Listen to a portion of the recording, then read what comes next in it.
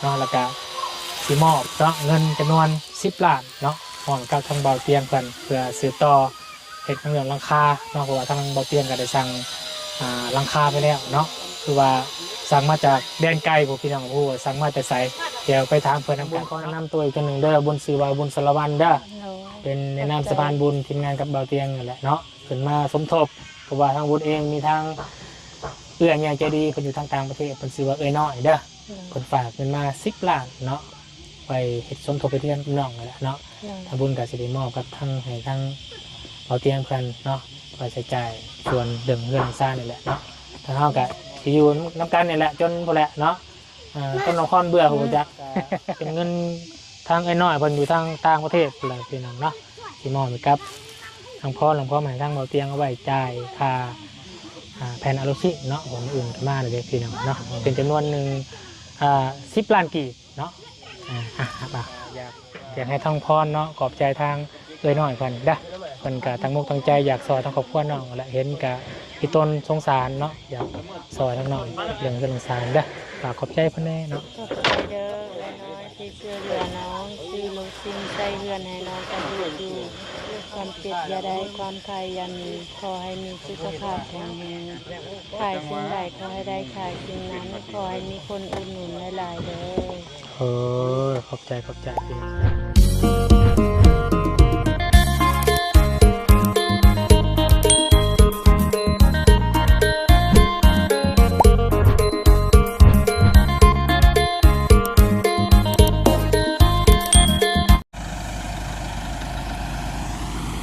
ป้าโถพี่น้องเลยเนาะภูเขาผมเป็นภูเฮาพี่น้องเลยเนาะ เอาพี่น้องกันเนาะเปิดคลิปเปิดภาพออกมาพอๆกันอีกในยามค่ำๆเนาะพี่น้องเลยอากาศเย็นๆเนาะค่อนข้างจะเย็นพี่น้องเลยเพราะว่าเนาะคือทางลังกระบุญนี่เป็นไปด้วยเต็มไปด้วยภูเขาภูผาป่าไม้เนาะเขียวขจีอุดมสมบูรณ์พี่น้องเลยเนาะเอาทั้งเฮากับ3 คนเนาะ3 เคยเดินทางมาฮอดเมืองลองแจ้งเนาะที่ว่าบ้านน้ำพาใหญ่เนาะเป็นบ้านของน้องพรที่ทางเพิ่นได้ประสบภัยทางหัวได้ติดอยู่ในถ้ำมาแล้วพี่น้องเนาะทางเฮากับทีมงานเนาะได้ระดมกันเนาะทางบุญเองเนาะในนามสะพานบุญกับมีทางเอื้อยน้อยเนาะอยู่ทางต่างประเทศเนาะให้กับทางบุญเป็นสะพานบุญให้เนาะก่อนเดินได้พี่น้องเด้อทางบุญสารวัตรขอกราบทักทายสบายดีพ่อแม่พี่น้องเนาะสบายดีหมู่เพื่อนกันเบิดสุขคนสบายดี FC ผู้ใหญ่จิบุญเบิดทุกท่านเด้อยินดีต้อนรับเข้าสู่ช่อง YouTube บุญสารวัตรพี่น้องเลยเนาะขอบุญกับพ้นขอมอบกับใจพ่อแม่พี่น้อง FC วัดสุขคนแล้วก็ทาง FC ที่เข้ามาติดตามใหม่เนาะที่ยังบ่เคยเห็นทางบุญสารวัตรเนาะฉะนั้นขอบุญขอมอบกับใจหลายเด้อน้องวัดสุขคนที่เป็นกำลังใจเนาะตลอดระยะการเดินทางของเฮาในจากบอนพักอยู่ปากสั้นเนาะมาฮอดเมืองลองแจ้ง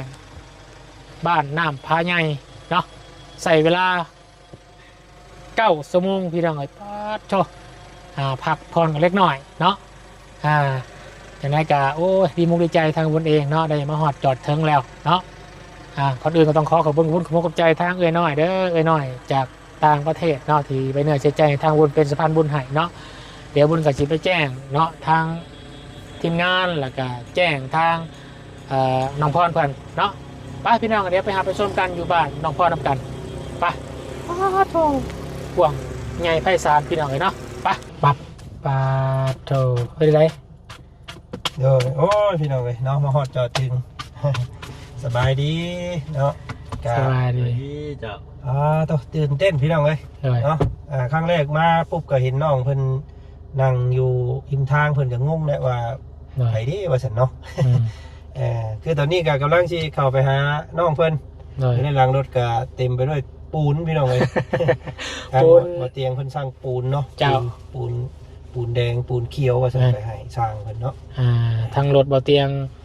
หัวยางหัวกำลังหาบอลจอดอยู่ข่อยก็ย่านอยู่นี่พี่น้องบ่ทางมาเนี่ยปุ๊บแม่นพี่น้องทางรถบ่เตียงบรรทุกได้9 กระสอบเนาะทางลุงจันได้19 กระสอบ16ป่ะยังอีก9อันเนาะ ยังอีกเก้า เช่าหาสอบรวมเบิดนะ อีกเก้าก็ข่อย16แม่น16สอบเนาะซอยกันพี่น้องโอ้มากันจัดเต็ม ดีใจพี่น้องมาแล้วก็ได้เวียกงานด้วยเนาะ แม่นในเวียกงาน ไปทำความรู้จักกับน้องเพิ่นก่อนคลิปนี้เนาะ แม่นละ เพื่อเอาปูนลงซอยบ่เตียงเพิ่นก่อนพี่น้องเดี๋ยวสิทักสิถามการเป็นอยู่เนาะประวัติความเป็นมาแล้วหลายคนคือสิถามนั่นแหละเนาะแต่ว่าทาง FC ทั้งช่องของอาจารย์ก็สิขออนุญาตถามเติมอีกว่าซั่นซะเลยทำความรู้จักกันเติมเพราะว่าเฮาก็ยังยังเลยประวัติความเป็นอยู่ของเราเนี่ยพี่น้องรู้ว่ามีน้อยคนอยู่บ้านใดยังเขายังบ่ฮู้เนาะเพราะว่าเฮาก็ติดตามแต่ว่าติดตามอยู่แต่ว่าบ่ได้เบิ่งจนแบบว่าเรื่องราวอย่างนั้นนะพี่เนาะสิได้สำาได้แล้วมื้อนี้ค่ำเลยพี่น้องแม่นเอาเนาะไปเดินทางไปนำกันทางเขาเตรียมน้ำหนักนี่ตีนทางนี้แล้วหัวโอ้ลืมแม่นซึมได้อยู่แล้วซึมแต่ต้องหาเติมก่อนหอดมื้อเช้านี่แม่นเรียบร้อยแล้วเห็นพวกปลาไม้เนาะขัวน้ำผาใหญ่แล้วบ้านน้ำผาใหญ่เด้อพี่น้องเลยเนาะน้ำผาใหญ่ผาเนาะน้ำผาใหญ่แม่นน้ำและเอื้อนเพิ่นพวกเห็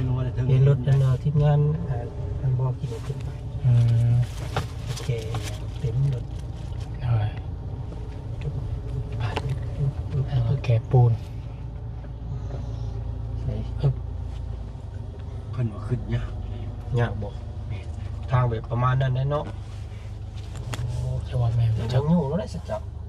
ไปทุกไปเอากูนี่บ่ทางนี้บ่ยาวขึ้นไปฮะยุ่งเอาไปยุ่งซ่อนไหมเนี่ยฮะให้เขายุ่งบ่ต้องไปดองเลยฮึบไปลุยโอ้พี่ดองเลยฮึบ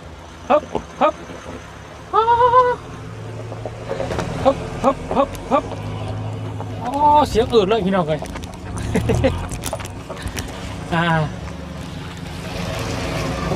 ฮึบเซ็ต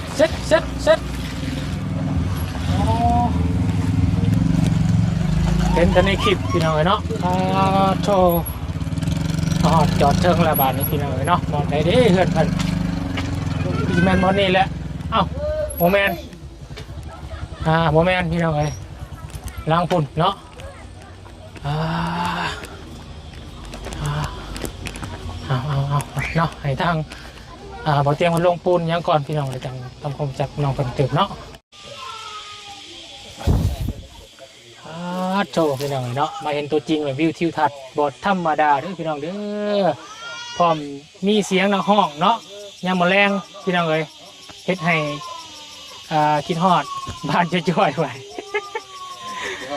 คิดฮอดตรงหน้าเด้พี่น้องเอ้ยเนาะทางกะอดเอาล่ะพี่น้องมาเวียกมางานมาเยี่ยมมายามทางน้องพรพี่น้องเอ้ยเนาะน้องพรโอ้มาเห็นตัวจริงแล้วเนาะเห็นด้วยในซานแห่งงามพี่น้องเนาะเพื่อนเพิ่นเนาะกระทัดรัดพอดีน่าอยู่พี่น้องเอ๋ยเนาะโอ้งามเป็นทรงที่กำลังฮิตเนาะพร้อมด้วยฝีมือสร้างนี่ก็บ่ธรรมดาเนาะตามเบิ่งเนี่ยเนาะงานก่องานปูนพี่น้องเอ๋ยเรียกว่าคักแน่เนาะฮอดจอดถึงกันได้พี่น้องเด้อยันอีกครั้งหนึ่งพี่น้องเนาะยันพี่น้องโอ้ยรอคอยเนาะสั่งทีมงานพี่น้องเอ๋ยขึ้นมาสมทบกันเนาะมาพอกันหลักมีมุกวิจัยอุ่นใจเพิ่มขึ้นพี่น้องเนาะคลิปนี้กับทางบุญกับคือพี่น้องฮู้อะไรเนาะขึ้นมาในนามสะพานบุญเพียงทางเอื้อยน้อยเนาะอยู่ทางต่างประเทศพี่น้องเลยเนาะเพื่อนกับสมทบแป๊บนึงพี่น้องเนาะมีเอฟเฟกต์มาให้พี่น้องเลยคักปลาดังห้องกับปลาบาทเนี่ยพี่น้องเลยเนาะก็คือมีทางเอื้อยน้อยเนาะเอื้อยน้อยเจดีพี่น้องอยู่ทางต่างประเทศสหรัฐอเมริกาเนาะก็ฝากขึ้นมาจำนวน10 ล้านกีบพี่น้องเนาะเพื่ออยากจะช่วยสมทบสร้างเรือนให้กับน้องพรเนาะมีมุกใจทางบุญนี่ก็ได้เนาะได้เป็นส่วนหนึ่งเนาะเป็นสะพานบุญให้กับเอื้อยเพิ่นเนาะมาสอนกับน้องพรทางบุญกับสิมาโอลมกับทางเบาเตียงเนาะแล้วก็ทางน้องพรเพิ่นนำกันเนาะแล้วก็สิมอบเนาะเงินจำนวน10 ล้านเนาะห่วงกับทางเบาเตียงเพิ่นเพื่อสืบต่อ เห็ดเรื่องหลังคาเนาะเพราะว่าทางบ่เตียงก็ได้สั่งหลังคาไปแล้วเนาะคือว่าสั่งมาจากแดนไกลพวกพี่น้องผู้สั่งมาแต่ไสเดี๋ยวไปถามเพิ่นนำกันเนาะไป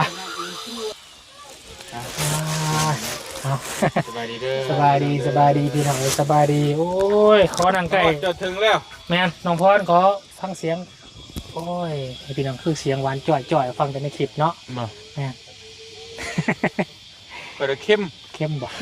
เหงื่อออกลายบ่ จะน้ำตาได้หายดูในช่วงนั้นเลยกะ แม่น ได้ เห็นอยู่ อืม ก็โอ้เนาะเห็นทั้งคอมเมนต์ก็บอกว่าพยายามให้น้องเล่นตลกให้น้องเพิ่นมีรอยยิ้มแน่พี่น้องเนาะแต่ตอนนี้ก็บ่เล่นตลกก็ยิ้มแล้วเนาะ ใครแน่นะ ใครแน่อืม ก็น่าบ่เตียงคิดว่าน่าจะช่วงที่เฮาอยู่หลายเนาะ หน่อย ที่ว่าคนหลายมีคนหลายเด้อก็น่าจะโอเคนะคิดว่าน้องเพิ่นก็น่าจะแบบลืมได้ช่วงหนึงแบบมันล่าเริงนะ เจ้า ถ้าบ่มีคนอยู่เด้อคือเฮาเฮ็ดเทือนแล้วอย่างแล้วเด้อเฮาเมื่อเบิดเด้ออาจจะช่วงเงียบๆพวกเพิ่นอาจจะคิดอีก คือช่วงนี้คือเฮามีทีมงานมีหยัง แม่น มาหา คน ทุ นั้ ก น มื้อ ว่าคนนี้ถามแล้วมันก็ลืมไปนะช่วง มี นี้ หลายสิ่งหลายอย่างมาให้ อ้าว กำลังใจพี่น้องเลย ลูกจะบ่ บ่ บ่แม่นใคร คุณน้อยนะลูก ซื้อน้องซันเดย์เนาะโอ้ซื้อมวนพี่น้องเลยเนาะเนาะเป็นก่อนอื่นกับทางบุญขออนุญาตถามทางบ่เตียงตื่มเนาะคือทางเพื่อนทางบ้านนี่จะแม่นล่าสุดนี่ถึงโครงค่าเนาะ โดย แต่แพนนัลซิ่งกับทางบ่เตียงสั่งอะเนาะ แม่นว่าสร้างแล้วเพราะว่าบ่ติงได้ประสานกันกับบ่บุญแต่ว่าบ่บุญรับผิดชอบในเรื่องอนุสิ่ง ครับ ก็แต่ว่าก็บ่ฮู้นะว่ามันได้ก็เงินที่ว่าผู้ใหญ่ฝากไว้ในบ่เตียงก็มีอยู่ส่วนหนึงก็ได้ว่าถ้าว่าบ่บุญมาบ่ทันก็สิจกตัวนั้นใส่ก่อนตัวที่ว่าเก็บไว้เฮ็ดให้ค่าสร้างนั่นแหละเพราะว่าเก็บไว้ค่าสร้าง20ล้านค่าสร้างก็เอานำมา20ล้านแต่เอาตัวนั้นสิจกใส่ก่อน บุญก็ตั้งใจแหละพี่น้องเนาะตั้งใจเป็นสะพานบุญให้กับเพื่อนน้อยเพิ่นแล้วก็สิมามอบให้กับทางบ่เตียงต่อเนาะเพื่อเพราะว่าแผ่นนัลซิ่งนี่แหละเนาะมาพอทางบ่เตียงมันสั่งมาแต่ไสก็คือว่าสั่งมาแต่ไกล สิ่งควง ผู้ เพราะว่าตอนมาเนี่ยบ่พากันสังเกตอยู่เด้แผ่นนัลซิ่งบ่มีแถวเขตใกล้เลยพี่น้องเอ้ยโอ้ข้ามแขวงเลยพี่น้องเอ้ยเนาะบ่ได้สั่งของฝากจากบ่เฟอเชียงขวางเนาะ โอ้ยมัน เอาตัวนี้ให้มันหลอดกันซะยากได้พี่น้องย่อมเราว่ายากที่จริงมาเตียงมาสิเฮ็ดตาไอ้แบบสเต็ปแบบคืออยู่ไทยเลยไอ้น้องเพิ่นน่ะแต่มันคือสิเป็นไปได้ยากนะมันแบบว่าเครื่องมันนี่ครับมันบ่ครบแต่เฮาก็สิเฮ็ดให้ดีที่สุดแต่มันก็จะงามอยู่พี่น้องเพราะว่าบ่เตียงที่คุมทุกอย่างในตัวนี้ก็มันก็เฮ็ดให้บ่ให้มันเบิดลายแล้วก็ แม่นๆผู้ดีจังนี่ผู้ดีงาม เพราะว่าคอยสิคุมผม ตู้ก็แม่ มันเบิดลายแล้วมันสิบ่งามนะ แม่น โอ้ในสร้าง แรงการลมเลยเนาะ แน่น ผู้ดีแบบทรงเหมือนผู้ดีงามพี่น้อง เฮ้ย ถ้าว่าแล้วนี่ให้ เฮ็ดแล้วแม่ คักพี่น้องเลยเนาะมันวิวแบบงามให้ ปุ่งหน้าลังกลึก ส่วนสีเพื่อนเด้เลือกแล้วบ่ยัง สีเฮือนครั้งแรกน้องเขาว่าจะได้สีบัวบัดนี่บ่เตียงมันFC กระชงมาบอกว่ามันก็บ่โอเคมันสีมันตายไว้นะ หน่อย แต่บ่เตียงก็สิเอาสีควนบุรีบัดนี้น้องเพิ่นมาตามใจบ่เตียงบัดนี้บ่เตียงว่าสิเอา คนบุรีเป็นสีดีเขากำลังฮิตเลย แม่ สีนิยมพี่น้องเลยฮะคักบ่ โดยเห็นว่าขายยาวก็ขึ้นราคาตลอดเนาะ วิวงามเนาะบ่ยาวเนาะคักไปได้พี่น้อง แต่โคก ช่างมันก็โอ้คักหลายพี่น้องไปเบิ่งกันในคลิปอารมณ์ดียิ้มตลอดคืออยู่แบบนี้ โท เนาะ รศัพท์สายเข้า เอาค่ะเนาะทางบางพรทางบุญขอแนะนำตัวอีกคนหนึ่งเด้อบุญสื่อว่าบุญสารวันเด้อเป็นในนามสะพานบุญทีมงานกับเบาเตียงนี่แหละเนาะขึ้นมาสมทบเพราะว่าทางบุญเองมีทางเอื้อใหญ่ใจดีเพิ่นอยู่ทางต่างประเทศเพิ่นซื้อว่าเอ้ยน้อยเด้อเพิ่นฝากเงินมา10 ล้านเนาะไปเฮ็ดสมทบไปเรียนน้องนี่แหละเนาะทางบุญก็สิได้มอบกับทางให้ทางเบาเตียงเพิ่นเนาะไปใช้จ่ายส่วนเรื่องซ่านี่แหละเนาะทางเฮาก็สิอยู่นำกันนี่แหละจนพุ่นแหละเนาะต้นนครเบื่อหูจัก จัง อันใดมีลูกชายผู้กกสบายดีป่ะ ผูกกบอลนี่ นมมือเพิ่นนม นี่บ้าวมีขนมมานี่ ขนมให้เพิ่นเลยจะสู้กันกินเลยเด้อ เอาลุงขนมขอบใจนมมือก่อน เออ เบิ่งบ่บุญ เอาลุง ให้เพิ่นเอาไปปั่นกันไปปั่นกันไป เอาลูกอ่ะ ปั่นกระมูไป เออ หมูกินน้ำเด้อไปไป โอเคไปของฝากจากเด้อไปให้ลูกเต้ากินเนาะเดี๋ยววันที่มอบเงินให้ก็แล้วกันเด้อบุญกับกดมาแต่นอกพวกเราพี่น้องเนาะเอามาเข็ดได้เนี่ยหาเงินแลกเปลี่ยนบ่มีเลยเนาะบ่มีมีแต่บ่เตียงก็เอาน้ำหั่นข้าวโอนเข้าหั่นข้าวเลยนี่แหละเนาะก็เป็นเงินทางไอ้น้อยเพิ่นอยู่ทางต่างประเทศเลยพี่น้องเนาะที่มอบให้กับทางพ่อหลวงพ่อใหม่ทางเบาเตียงเอาไว้จ่ายค่าแผ่นอลูซิเนาะคนอื่นก็มาเลยพี่น้องเนาะเป็นจำนวนหนึ่ง10 ล้านกีบเนาะป่ะให้ทางเบาเตียงเพิ่มเติมพี่น้องเลยเนาะขอบคุณหลายๆเด้อเนาะทางเอ้ยน้อยเนาะเลยต่างประเทศเพิ่นจะซอยหลังคาเรื่องสังกะสีเลยอลูซิบ่เตียงก็บ่ฮู้ใช่มั้ยมันตกอยู่เท่าไหร่ตอนนี้นะเดี๋ยวไปเบิ่งน้ำกันเพราะว่าเขาสั่งนี่จะสั่งเพิ่นมาอย่างเดียวนะพี่น้องกับแผ่นไม้เชื้อรานี่ก็มา6 ตับ30 แผ่นยังบริษัทจ่ายเงินมันสินักน้ำตัวนี้แหละแม่นเดี๋ยวไปเบิ่งน้ำกันเดี๋ยวปืนนั่นจะอัดทวนอัดจะบินไว้นะครับขอบคุณในร้านเด้อทางเอ้ยน้อยเนาะที่ซอยทางน้องพรขอบคุณในร้านให้ดีๆมีเฮงให้เอ้ยสุขภาพแข็งแรงให้ร่ำให้รวยให้โชคให้มาเดินทางไปทางใดกันตลอดปลอดภัยเด้อเวลาเนาะมีน้ำจิตน้ำใจเปิดเรือทางน้องพรโอ้ยมาแล้วมินิ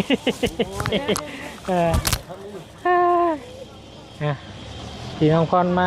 ยืนจะนอนก็ได้เนาะรถนักเด้โอ้ครับผมสวัสดีครับแจ้งยังครับผมดูลองแจ้งครับผมบ่มาบ่เว้ยบ่ขึ้นมาเยี่ยมกันแน่โอ้พญาแม็กใช้ถงเมียนครับมันโมเมนต์อัปเดตนะจีมันของแท้แล้ว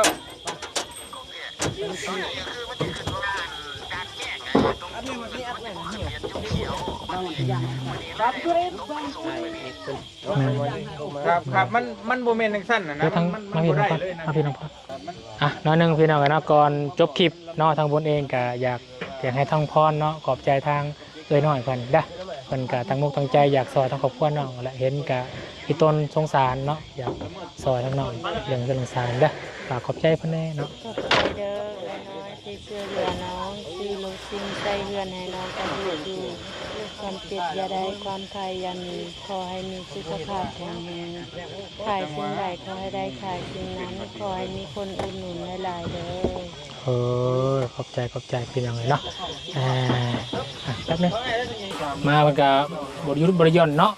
แข็งแรงเลยพี่น้องเลยเนาะทางน้องทรายมันก็ได้ถึงบรรยากาศทำการพี่น้องเลยเนาะใครเติบบอกเกี่ยว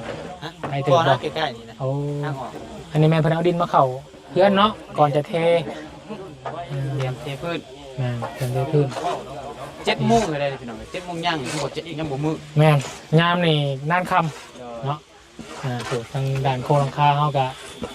ตัวปืนพอมุ้งที่มันเท้าไปได้เบายาวขึ้นไปยังทำไม่ดีบ่ตามมาดี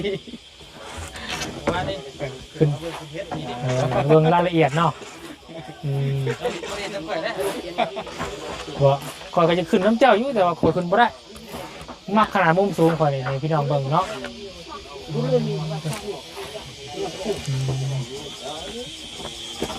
อย่างเบิ่งทางความกว้างความยาวของกันพี่น้องเนาะเฮือนโอ้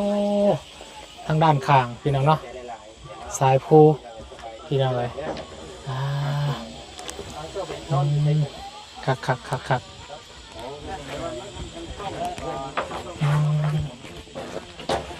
พี่น้องเหมือนครัวเนาะแม่เหมือนครัวเรื่องของนอน บ่มืดบ่ย่อมมืดเอ้ยบ่มืดบ่ย่อมเมื่อเนาะสร้างเนาะคักกะลีนี่พี่น้องเอ้ยสบายดีเห็นแต่ในคลิปพี่น้องเนาะติดตามเบิ่งทั้งสร้างคนฝีมือดีขนาดเนาะงานก่อพี่น้องเอ้ยอันนี้เพิ่นว่าเป็นห้องหยังห้องครัวบ่ห้องนอนเนาะห้องครัวเพิ่นสิต่อมานอกอีกเพิ่นว่าเนาะเพิ่นครัวเฮ็ดข้างหน้าเลยเห็นครัวออกมาทางหนักเลยเนาะโอ้มาเฮ็ดอยู่นี่ต้องใส่ดินถมหลายเลยเนาะถมต้องคานสูงเพียงแอวเลยได้นี่ เพียงอยู่แล้วเนาะอ๋อพี่น้องเลยเนาะคุณมายืนอยู่นี่ก็ยังพอแห้งล่ะพี่น้องเลยมันสูงแห้งเนาะแต่ว่าออกมานี่ถือว่าใส่ดินมหาศาลเนาะแต่ถือว่าก็เอาดินบรรลายอยู่แถวนี้พี่น้องเลยเนาะไปพี่น้องเลยโอ้เนาะ7:30ขยันขันแข็งสบายดีได้เด้อพอทีมงานสาบนขักเลยเนาะคักจากเมืองเรายิ้มตลอดเราคักกันเนาะยิ้มตลอด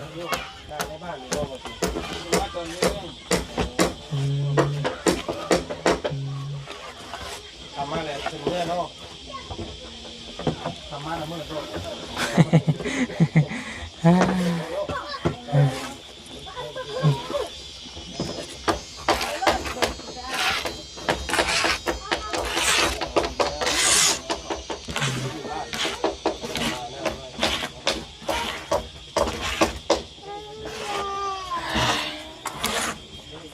ลำเลียงอุปกรณ์ในการทำบ้านลำบากเลยนี่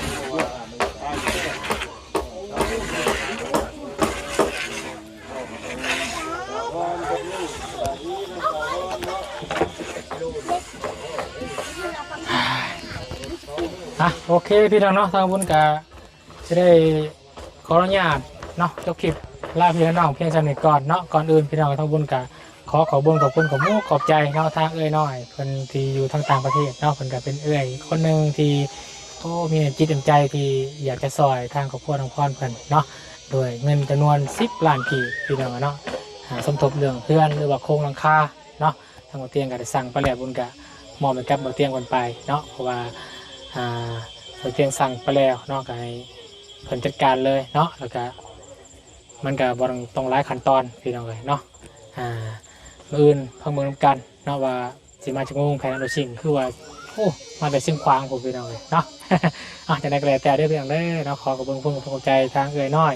ใหญ่ใจดีทางต่างประเทศขอให้อยู่ดีไม่แห้งความเจ็บยาสูดได้ความไข่ยาสูมีเด้อเดินทางไปไซมาไซขอให้ตลอดปลอดภัยขอให้อายุมันควันยืนเด้อสุขภาพร่างกายที่แข็ง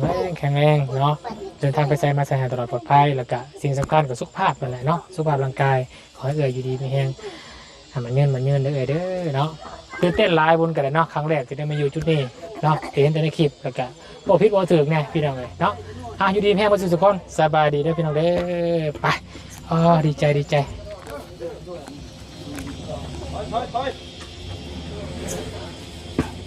วิวพี่น้องนะ